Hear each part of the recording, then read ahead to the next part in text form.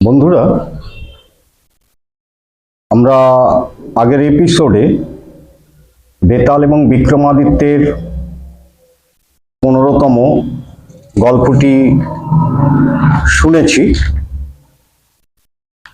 আজ ষোড়শ গল্প অর্থাৎ 16তম গল্পটি আমরা শোনাব। পঞ্চদশের পরই ষোড়শ গল্পটি শোনাবো। এগুলো শুধু ছোটরাই যে শুনবে তা নয়, বড়রাও শুনতে পারে। আমার চ্যানেলে যে সমস্ত জিনিসগুলো তুলে ধরা হয় তা সকলের গ্রহণযোগ্য। তাই প্রার্থনা করব সবাই এগিয়ে এসে একটু সহযোগিতার হাত বাড়িয়ে আমার চ্যানেলটাকে দ্রুত গতিতে এগিয়ে নিয়ে যান। আপনাদের সহযোগিতা ছাড়া এই চ্যানেল এগোতে পারবে না, এটাও সত্যি। আপনাদের একটি লাইক, কমেন্ট এবং সাবস্ক্রাইব আমাকে অনেক দূর নিয়ে যেতে পারে। সেগুলো আমার কাছে মহামূল্যবান সম্পদ। আপনাদের একটি লাইক, একটি কমেন্ট, একটি সাবস্ক্রাইব। অবশ্যই কমেন্ট করে জানাবেন কেমন লাগছে না লাগছে, কমেন্ট করে জানানো প্রয়োজন। যদি কোনো প্রশ্নও থাকে আপনি নিশ্চয়ই করবেন, নিশ্চিন্ত মনে করবেন। আর সেই প্রশ্নের উত্তর যদি আমার জানা থাকে, যদি নাও জানার থাকে, আমি খুব যথাসম্ভব চেষ্টা করব উত্তর দেওয়ার। আর আমি যে গ্রন্থ বলছি এর মধ্যেই প্রশ্ন উত্তর রয়েছে, তাহলে আমার উপরে আর ডিপেন্ড করতে হবে না, এইখানেই রয়েছে। খালি কেমন লাগছে আপনারা জানাবেন। তাহলে আমরা ষোড়শ গল্পটি শোনাচ্ছি। চন্দ্রশেখর নগরে রত্নদত্ত নামে এক বণিকের উন্মাদিনী নামে এক পরমা সুন্দরী মেয়ে ছিল। রত্নদত্ত মনে করতেন তার মেয়ে রাজরানী হবার উপযুক্ত। তাই মেয়ে বিবাহযোগ্য হলে দেশের রাজার কাছে গিয়ে নিবেদন করলেন, মহারাজ, আমার এক সুরূপা মেয়ে আছে, আপনি তাকে একবার দেখুন। মেয়েটিকে দেখতে রাজা কয়েকজন মন্ত্রীকে পাঠালেন। মেয়েটির রূপ দেখে মন্ত্রীরা মুগ্ধ হলেন, কিন্তু সকলে মিলে যুক্তি করলেন এই মেয়ের সঙ্গে যদি রাজার বিয়ে হয় তবে রাজকার্য ত্যাগ করে রানীকে নিয়ে অন্তঃপুরেই সময় কাটিয়ে দেবেন। রাজ্যের প্রজাদের এতে অমঙ্গল হবে। মন্ত্রীরা রাজাকে জানালেন এই মেয়ে মোটেই মহারানী হবার মতো সুন্দরী নয়। রাজা এই বিয়েতে অসম্মত হলে রত্নদত্ত সেনাপতি বলভদ্রের সঙ্গে মেয়ের বিয়ে দিলেন। রাজা অমত হয়েছে, তো কি করলেন? সেনাপতির সঙ্গেই তার মেয়ের বিয়ে দিলেন রত্নদত্ত। বিয়ের পর উন্মাদিনী তার স্বামীর সঙ্গে সুখেই বাস করতে লাগলো, কিন্তু তার মনে একটা জ্বালা রয়ে গেল যে রাজা তথাকথিত অশুভ লক্ষণের জন্য তাকে প্রত্যাখ্যান করে তাকে অপমান করেছেন। ক্রমে শীতকাল কেটে গিয়েছে, মধুর বসন্তকাল এলো। একদিন রাজা হাতিতে চড়ে নগরে বসন্ত উৎসব দেখতে বেরোলেন। আর তার রূপ দেখে পাছে যুবতী নারীরা নিজেদের মানসিক সতীত্ব হারায়, এই জন্য তাদের সতর্ক করে দিতে একদল লোক দামামা বাজাতে বাজাতে তার আগে চলল। এই দামামার শব্দ শুনে উন্মাদিনী নিজের বাড়ির ছাদে উঠল। রাজা তাকে প্রত্যাখ্যান করে যে অপমান করেছেন, নিজের রূপ দেখিয়ে তার প্রতিশোধ সে নেবে, এই মনোভাব তার ছিল। হাতিটি উন্মাদিনীর বাড়ির সামনে এলেই রাজার নজরে পড়ল উন্মাদিনীর দিকে। সে কি দেখলেন? তিনি দেখলেন প্রেমাগ্নির মতো একটি উজ্জ্বল শিখা মলয় পর্বত থেকে আসা বসন্ত নীলে উজ্জ্বলতর হয়ে উঠেছে।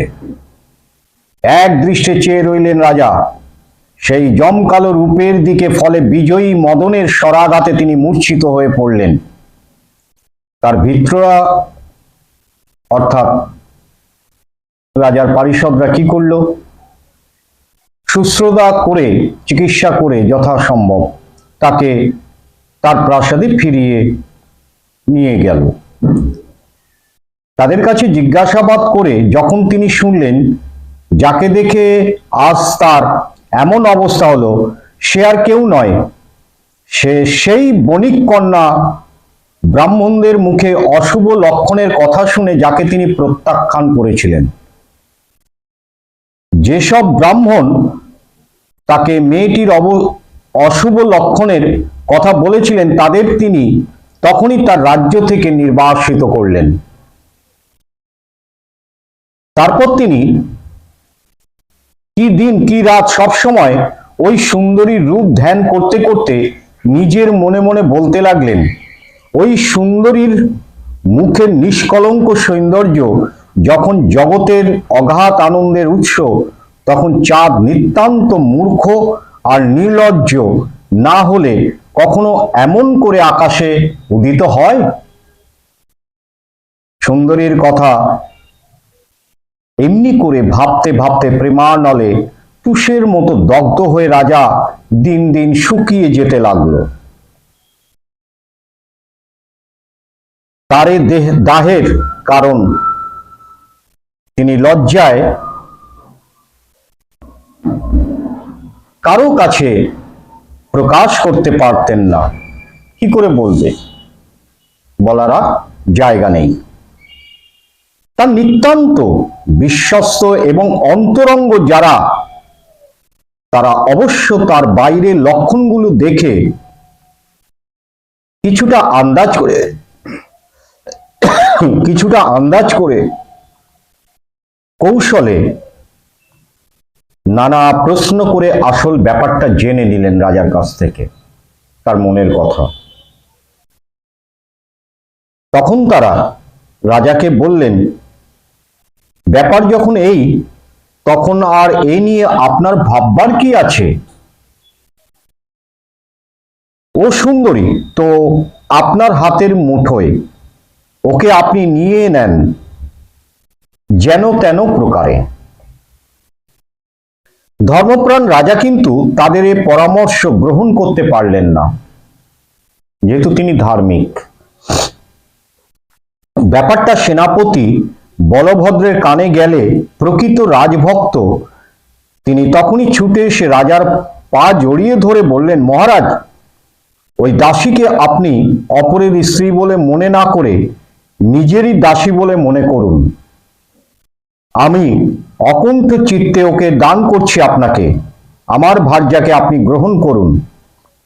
আর এতে যদি আপনার আপত্তি থাকে, আমি তাকে দেবালয়ে নিয়ে গিয়ে প্রাণ ত্যাগ করে আসছি। তখন তাকে গ্রহণ করলে আপনার কোনো পাপ হবে না। কত বিশ্বস্ত সেনাপতি এবং কত আত্মত্যাগী, এবং সে কতটা তার রাজ্যকে এবং দেশকে ভালোবাসে। সেনাপতি রাজাকে এই রকম সব কথা বলে নানা অনুনয় বিনয় করলেও রাজা তাতে স্বীকৃত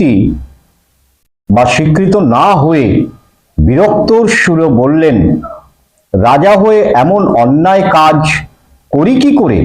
আমি যদি অধর্মের পথে চলি, কে আর তখন ন্যায় পথে চলতে চাইবে? আমি যদি নিজে অন্যায় করি, তখন কেউ আর ন্যায় পথে চলবে না, সবাই আমাকে অনুসরণ করে অন্যায় পথেই চলবে। আর তোমাকেও বলি, তুমি যখন আমার ভক্তি করো, শ্রদ্ধা করো, তখন তুমি বা আমায় দিয়ে অমন কাজ করাতে চাইছো কেন?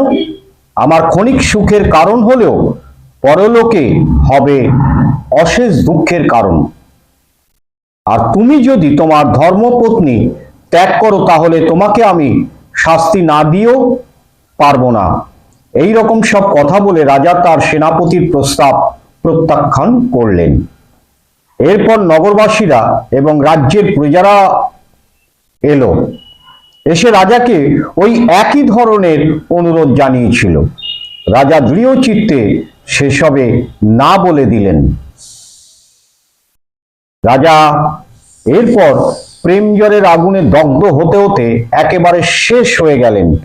অবশিষ্ট রইল কেবল তার সুনামটা রয়ে গেল তার।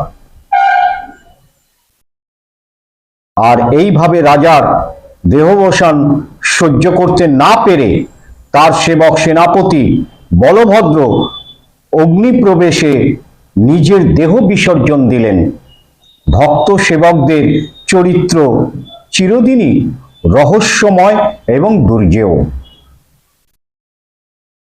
বেতাল রাজার কাছ থেকে তাকে এই অপূর্ব কাহিনী শোনাবার পর বলল, এখন বলো তো রাজা, রাজা এবং তার সেনাপতি এই দুজনের মধ্যে কার মহত্ব অধিকতর প্রশংসনীয়? ঠিক করে বলবে। ঠিক করে না বললে তোমায় আগে যা বলেছি আমি কিন্তু তাই করব, অর্থাৎ তোমার মাথা ফেটে চৌচির করে দেব, চৌচির হয়ে যাবে তোমার মাথাটি। রাজা বেতালের কথার উত্তর দিতে তার মৌন ভঙ্গ করে বললেন, দুই রাজার মহত্বই অধিকতর প্রশংসনীয়। বেতাল বললে, তা কেন হবে? বেশি প্রশংসা প্রাপ্য সেনাপতিরই, কারণ তিনি বহুকাল এই সুন্দরী নারীর সঙ্গ মাধুর্যের স্বাদ পাওয়া সত্ত্বেও রাজার প্রতি ভক্তিবশত স্ত্রীরত্ন তাকে দান করতে আগ্রহী হয়েছেন। আর রাজা তো এই নারী কেমন তা জানবার কোনো সুযোগই পাননি। বেতালের এই কথা শুনে রাজা হেসে উঠে বললেন, সেনাপতি তার প্রভু রাজার জন্য যা করেছেন তাতে অবাকের কি আছে? ভৃত্যরা নিজের জীবন দিয়েও প্রভুর প্রাণ রক্ষা করতে বাধ্য, কিন্তু রাজার ঔদ্ধত্যে মদোন্মত্ত হস্তির ন্যায় অন্যায়ের শিকল ছিঁড়ে নিজেদের ভোগ তৃষ্ণা মিটিয়ে থাকেন। অন্য মানুষেরা সুযোগ পেলেও বা না পেলেও জোর করে সমস্ত বাঁধন শিকল ছিঁড়েও নিজেদের ভোগের যে তৃষ্ণা সেটা কিন্তু মিটিয়ে নেয়। দম্ভাতিশয্যে অভিষেক বাড়ি ছিটানোর সঙ্গে সঙ্গে তাদের বিবেক বুদ্ধি প্লাবিত হয়ে যায়। আর পাখার বাতাসে যেমন মশা মাছি পালায়, তেমনি বৃদ্ধদের কাছ থেকে লব্ধ শাস্ত্রজ্ঞানও তাদের কাছ থেকে দূরে সরে পালিয়ে যায়। মানে যারা এই রকম ভোগ তৃষ্ণা মিটিয়ে থাকেন অন্যায়ভাবে, তাদের কাছে ওই পাখা দিয়ে হাওয়া করলে যতক্ষণ থাকে মশামাছি পালায়, ঠিক সেই রকম হয় তাদের জ্ঞান বুদ্ধি। এবং বৃদ্ধ শাস্ত্রবিদের জ্ঞানগুলো পাওয়া তারা যে পেয়েছিল সেগুলো তারা দূরে ফেলে দেয় সেই সময় ভোগ মেটানোর জন্য তৃষ্ণা। তাদের রাজছত্র তাদের যে কেবল সূর্যকিরণকেই কাছে আসতে দেয় না তা শুধু নয়, সত্যের বিকিরণকেও অর্থাৎ কিরণকেও দেয় না। সমৃদ্ধ ব্রাত্যায় নয়ন পীড়িত থাকায় ধর্মপথ ন্যায়পথ তাদের দৃষ্টিগোচর হয় না। বিশ্বজয়ী রাজারাও মায়ের দ্বারা বিভ্রান্ত হয়ে নানা দুর্ভোগ ভোগ করছেন, কিন্তু এই রাজা পৃথিবীর একচ্ছত্রাধিপতি হওয়া সত্ত্বেও চঞ্চলা লক্ষ্মী সদৃশা উন্মাদিনীর মোহে কিন্তু পড়েনি। রাজা ইচ্ছা করলে পরে সমস্ত কিছু বিসর্জন দিয়ে, অর্থাৎ জ্ঞান বুদ্ধি ধর্মকে পেছনে রেখেও সেই নারীকে সে ভোগ করার জন্য পেয়ে যেত, কিন্তু তা তিনি করেননি। সেই নারীর মোহে তিনি পড়েননি।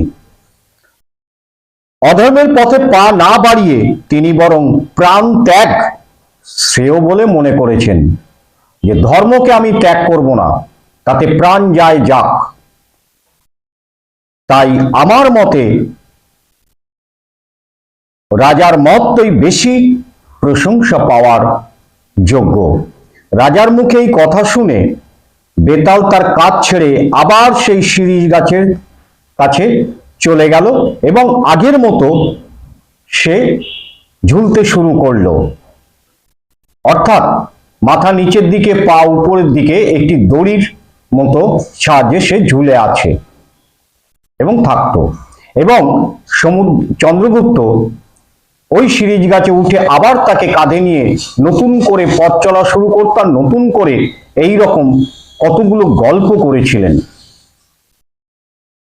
শেষে এই কথাও জানাবো, গল্পের শেষে তার পরিণাম কি হয়েছিল এবং এরা কারা, চন্দ্রগুপ্তই বা কে, বেতালই বা কে, এবং কেন এই ঘটনা ঘটেছিল, সেই সমস্ত বিস্তারিত ঘটনা গল্প পুরো শেষ হয়ে যাবে। 25টি গল্প আছে। এই 25টি গল্প শেষের পরে তার বিবরণ আমি তুলে ধরব। জয় জগৎবন্ধু সুন্দর।